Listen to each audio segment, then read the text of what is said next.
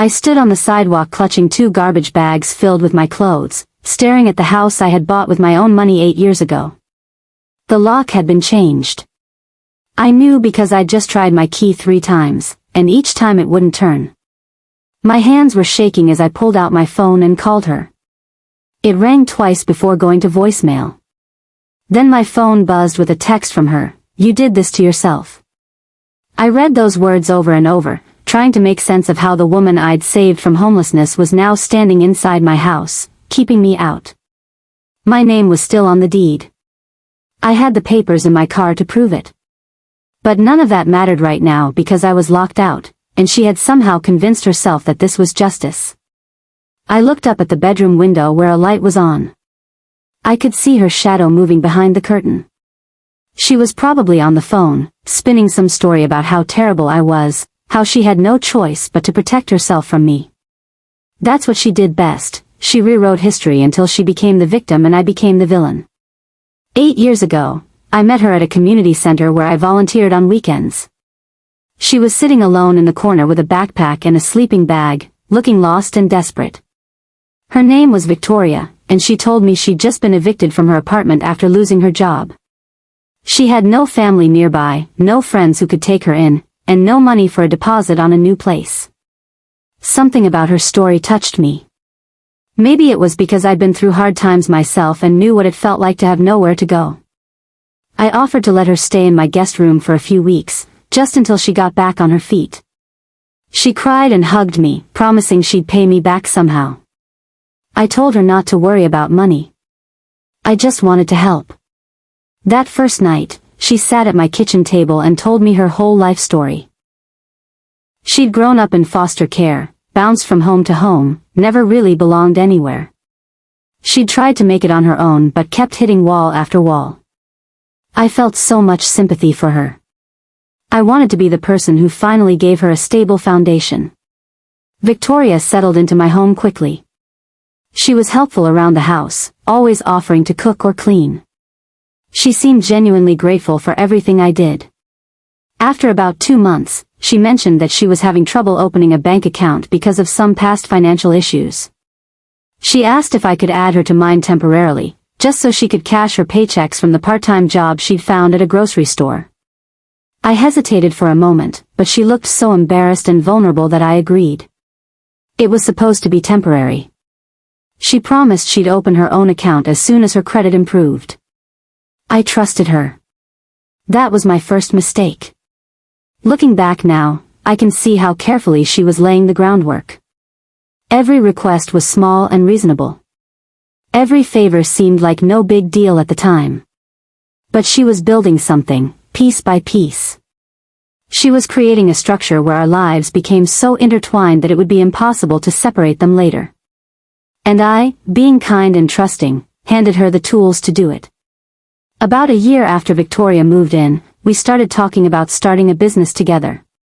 She'd always been creative, and I had some savings I was willing to invest. We decided to make handmade candles and sell them online. It started in my kitchen with a few supplies from the craft store. Victoria would design the candles and I'd handle the business side, orders, shipping, bookkeeping. We called it Luminary Dreams. The name came from a poem my mother had written before she died, something about being a light in the darkness. It meant everything to me. The business grew faster than we expected. Within 6 months, we were selling hundreds of candles a month. But there was a problem. Victoria had terrible credit from her past, so we couldn't register the business in her name. I didn't think twice about putting everything under my name, the LLC, the business bank account, the trademark. She said it was fine, that she trusted me completely. But about a year into the business, she brought it up during dinner one night. She said it didn't feel fair that everything was in my name. She wanted to be added to the LLC as a co-owner. I understood where she was coming from. She worked just as hard as I did. So I agreed. Things started to change after Victoria became a co-owner. At first, it was subtle. She'd make decisions about the business without consulting me. She'd change our product line or our pricing without asking what I thought. When I brought it up, she'd say she was just trying to be proactive, that I was always too busy to make quick decisions. Then I noticed something strange. Our business social media accounts had been rebranded. The posts no longer mentioned my name. The About Us section had been rewritten to focus entirely on her creative vision, with barely a mention of my role. When I confronted her about it, she was defensive. She said the customers connected more with her story, that having one clear face for the brand was better for marketing. Then she said something that made my blood run cold: "You wouldn't even have this business without me." I was stunned. I had provided the money, the house, the stability that made everything possible. But in her mind, her creative contribution outweighed all of that. That's when I first realized something was deeply wrong. But I didn't want to believe it. I convinced myself she was just stressed, that we could work it out. A few months later, we had a party at my house to celebrate our business hitting a major sales milestone. Friends from the community center, some of our suppliers, and a few local boutique owners came. I was in the kitchen refilling drinks when I overheard Victoria talking to a small group in the living room. She was telling them the story of how she started Luminary Dreams from nothing, how she'd built it from the ground up despite facing homelessness and financial ruin. She painted herself as this inspiring entrepreneur who'd overcome impossible odds. My name wasn't mentioned once. I stood there frozen, holding a pitcher of lemonade, listening to her completely erase me from our shared history.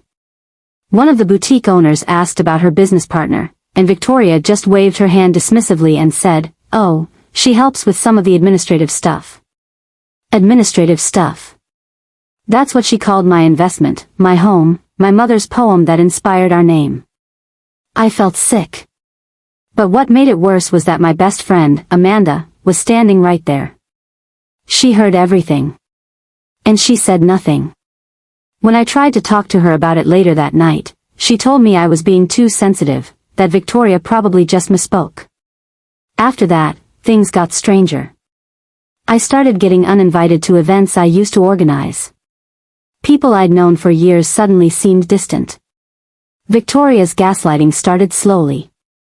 She'd mentioned something we'd supposedly discussed, and when I said I didn't remember that conversation, she'd look at me with concern.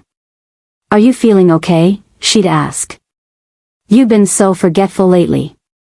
Maybe you should see a doctor." It happened more and more often.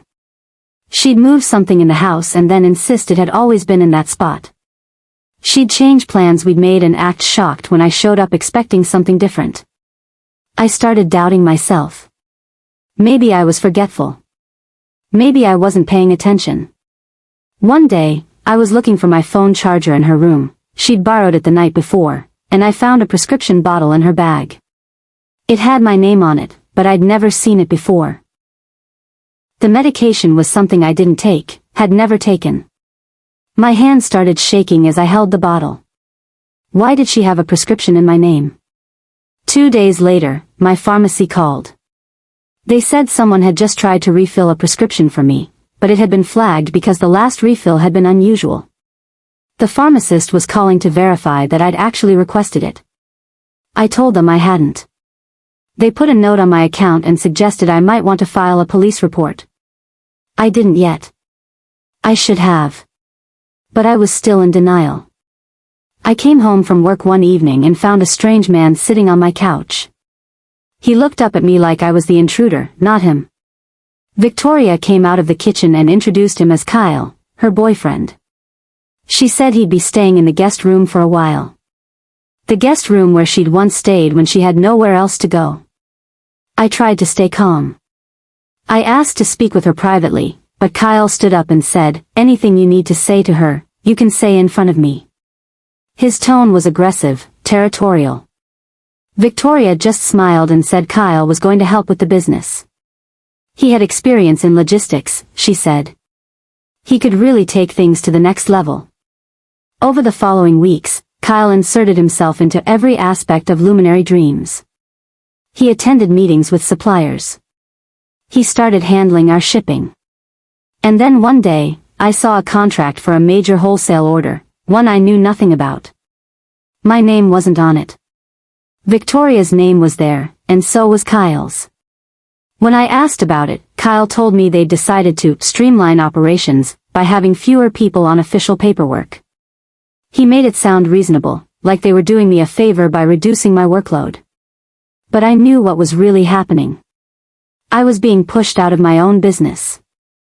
I went to the bank to withdraw money for groceries and my card was declined. Confused, I called the bank.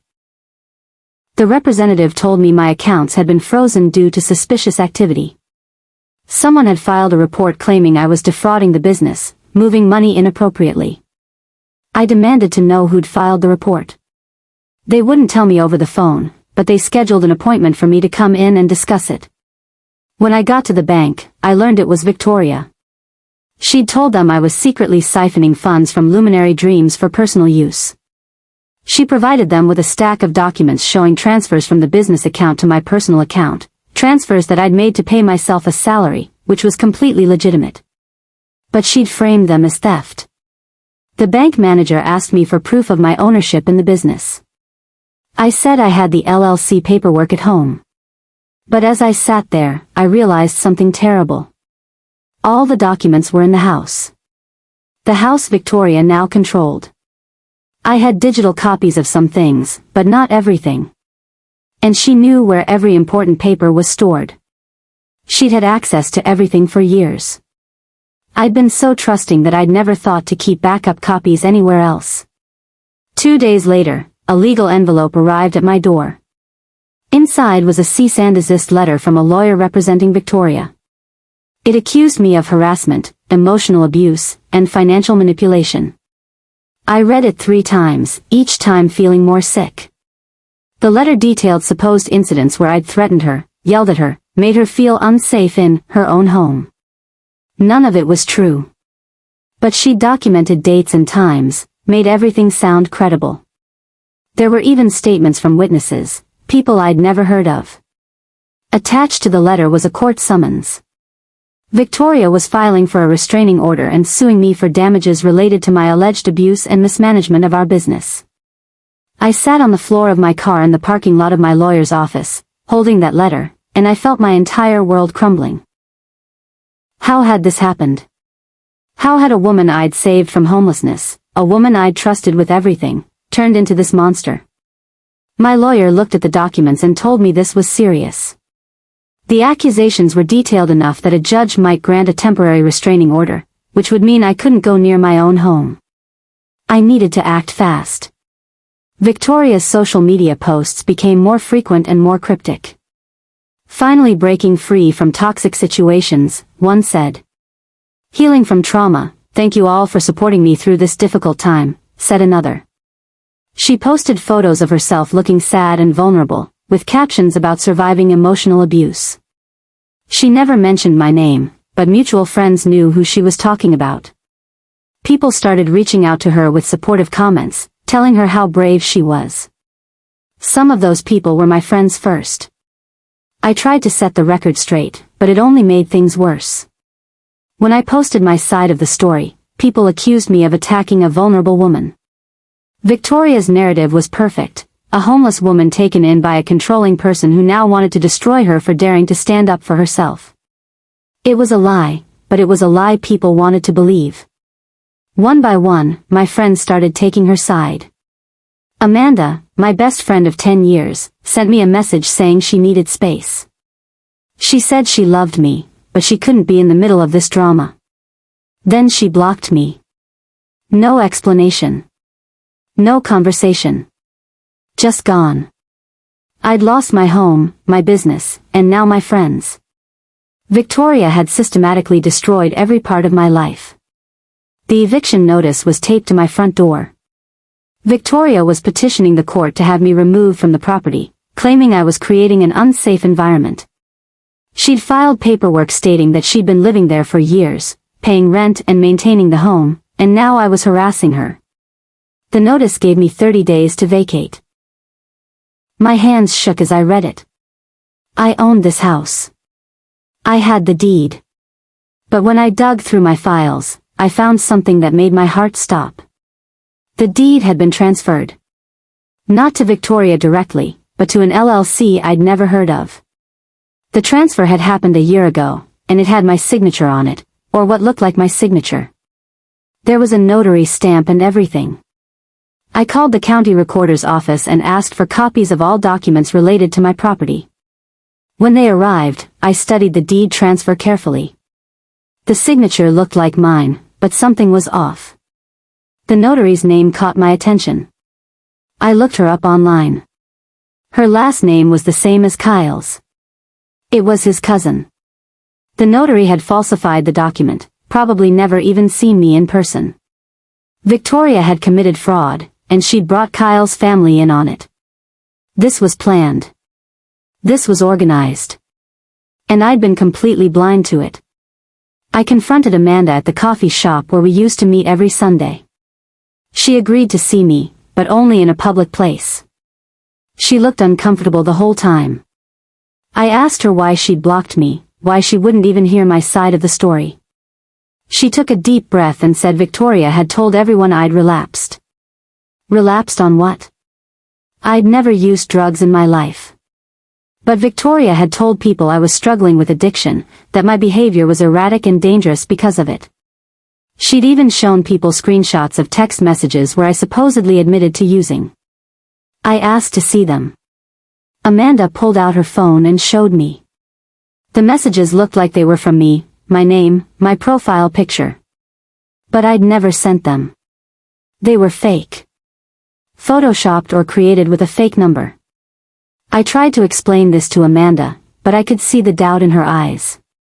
She wanted to believe me, but Victoria's evidence was so convincing.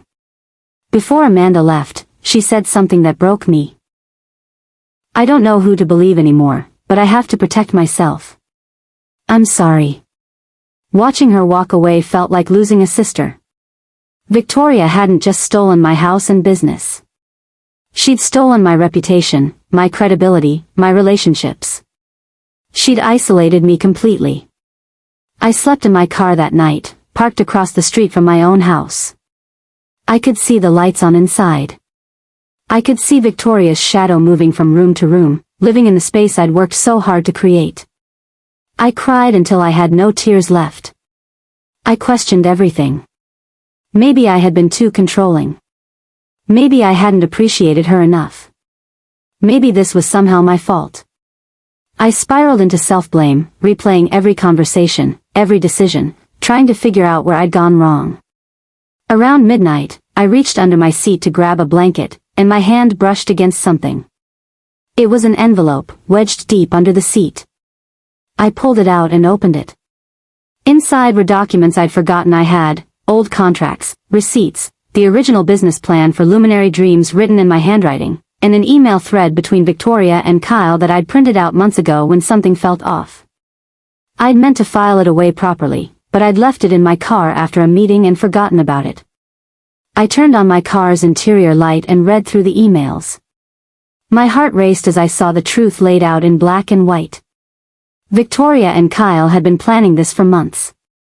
They discussed how to slowly push me out, how to turn people against me, how to take control of everything I'd built. One email from Victoria to Kyle said, "She's so trusting, she'll never see it coming. By the time she realizes what's happening, we'll have everything." The next morning, I went straight to a lawyer's office. Not the same lawyer who'd looked at the cease and desist letter, but someone who specialized in fraud and property law. Her name was Patricia, and she'd been recommended by someone at the community center who'd dealt with a similar situation. I showed Patricia everything, the forged deed, the email thread, the fake prescriptions, the photoshopped text messages. She spent an hour reviewing it all, making notes and asking questions. Finally, she looked up at me and said, "This is criminal fraud. What they've done goes beyond a civil dispute. We can pursue this legally, but you need to be prepared. It's going to be difficult and expensive." I told her I didn't care about the cost. I wanted my life back. Patricia explained that the house deed transfer was definitely illegal. The notary would lose her license, and Victoria could face criminal charges for fraud. We could also go after her for identity theft related to the prescription and the fake text messages. The business was more complicated, but if I could prove systematic fraud, I might be able to retain sole ownership. Patricia filed an emergency motion to freeze all assets related to Luminary Dreams and to prevent any further transfers of the house. She also requested an expedited hearing. Within a week, we had a court date. I went to the house one afternoon when I knew Victoria and Kyle would be at a trade show. I wanted to get some of my personal belongings, things that had sentimental value.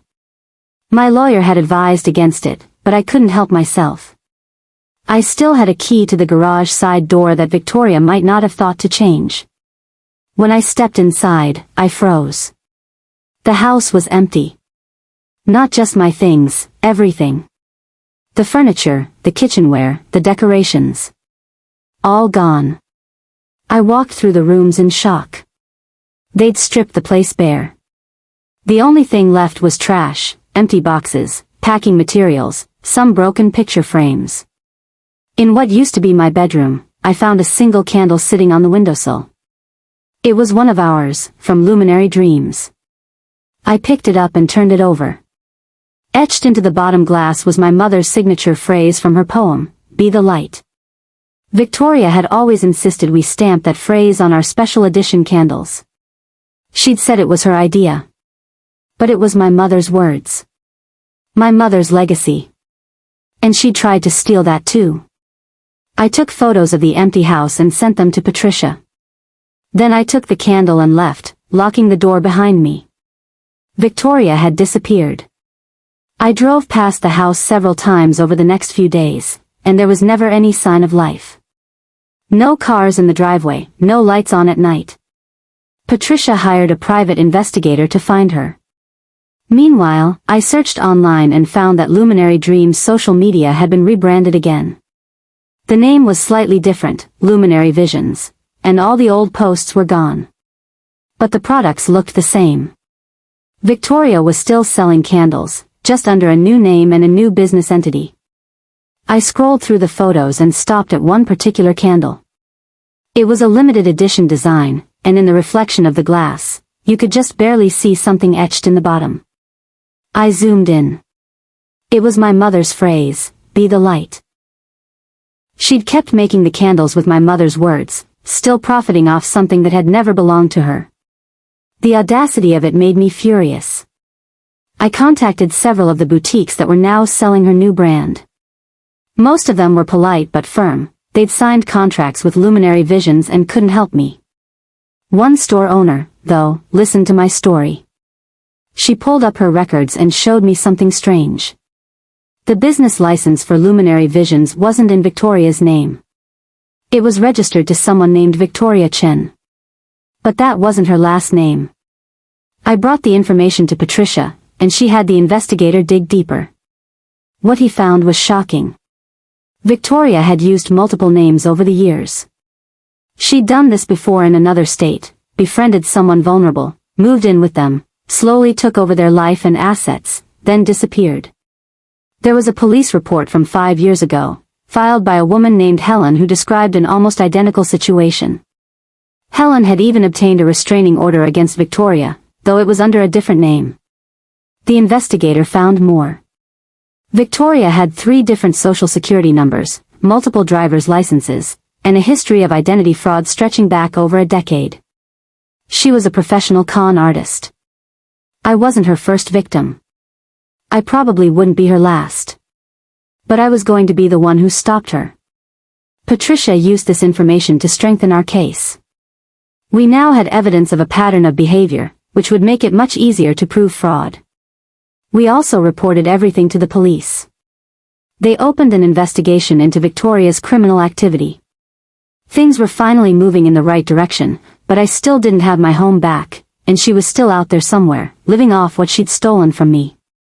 A woman named Cassandra reached out to me through social media.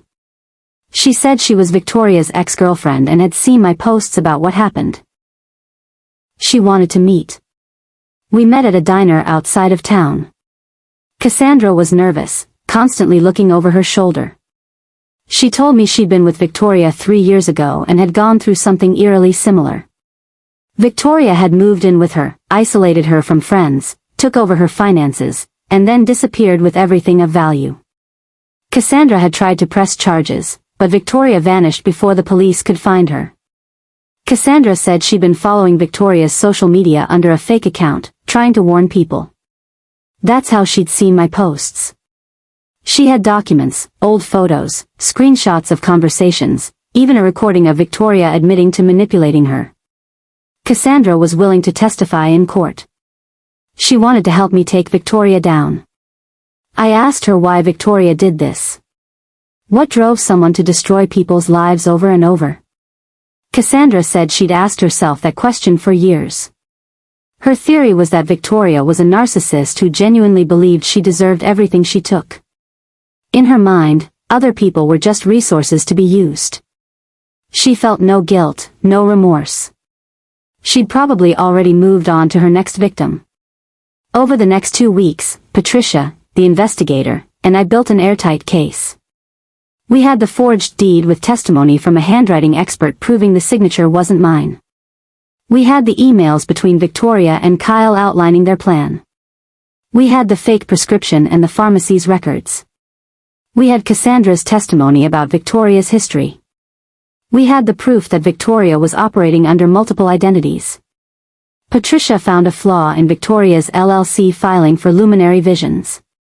She'd registered it in a state where she didn't actually have residency, which invalidated the entire business entity. That meant any contracts she'd signed under that name were potentially void. The investigator also discovered something crucial. The mansion Victoria was now living in, the one she'd moved to after abandoning my house, had been purchased with a loan. The loan application listed me as a co-signer, using my social security number and forged documents. Victoria had committed wire fraud, a federal crime. Patricia filed for an emergency injunction to freeze all of Victoria's assets and to prevent her from leaving the state. The judge granted it. We had a court date set for 30 days out. For the first time in months, I felt a glimmer of hope. The investigator found Victoria's new address and confirmed she was living in a mansion in an expensive neighborhood. The house was huge, with a 3-car garage and a pool. She'd bought it with money she'd stolen from me, using my name and credit. Patricia said we'd be able to seize the property as part of the restitution. The court date arrived. I put on my best outfit and tried to calm my nerves. Walking into that courtroom felt like walking into battle. Victoria was already there, sitting at the defendant's table with Kyle beside her. She looked polished and confident, like she didn't have a care in the world. When she saw me, she smirked. My lawyer had prepared me for this. She said Victoria would try to appear sympathetic and paint me as the aggressor. But we had the evidence on our side.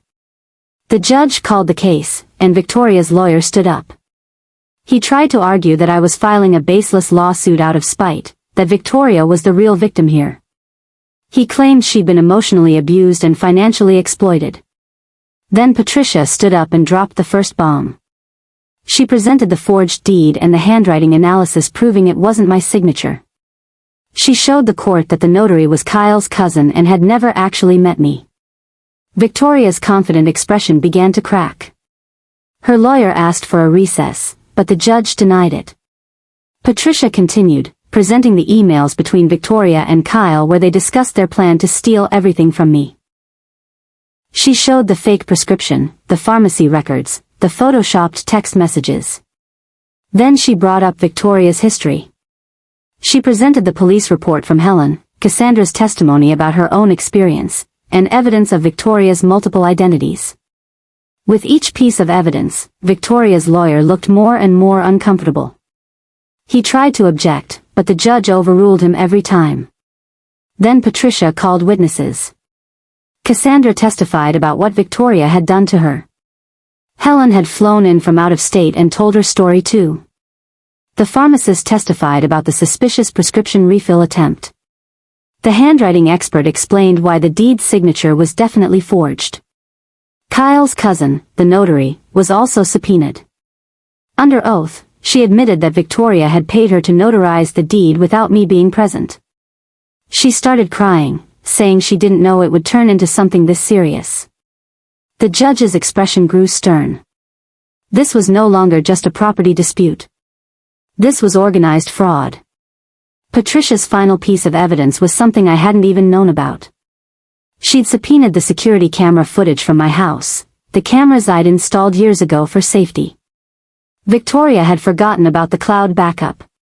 The footage showed Victoria and Kyle in my living room, about 6 months before everything fell apart. They were having a conversation, and the camera had picked up the audio. Victoria was saying, "She's so stupid, she doesn't even see what's happening. By the time she figures it out, we'll have the house, the business, everything. She deserves this for being so weak." Kyle laughed and said, "And if she tries to fight back, we'll just destroy her reputation. No one will believe her." The courtroom was silent as the video played. I watched the judge's face harden. I watched Victoria's face turn pale. When the video ended, Victoria stood up and walked toward the exit. "A mess." "Chen," the judge said sharply, "sit down." But Victoria didn't stop. She pushed through the courtroom doors and left. The judge ordered a warrant for her arrest. Kyle stayed seated, looking terrified.